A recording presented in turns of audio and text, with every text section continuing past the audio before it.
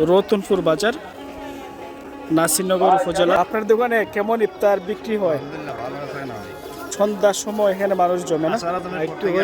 তো প্রতিদিন কয় কেজি ছানা বানান?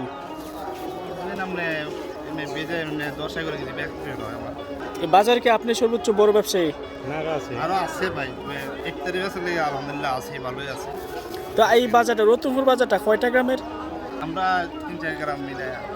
এখানে ইফতার সামগ্রীতে দেখা যাচ্ছে জিলাপি, মিদানা, সানা, তারপর হচ্ছে পেঁয়াজু, স্পেশালি হচ্ছে মুড়ি।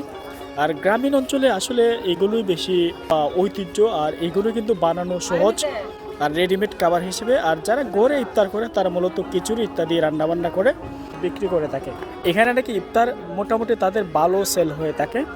অবশ্যই যারা নাসিরনগরের রতনপুর বাজারে আসবেন তাদের কাছ থেকে ইফতার কিনে খাবেন, তাদের ইফতার নাকি অনেকটা টেস্ট হয়ে থাকে।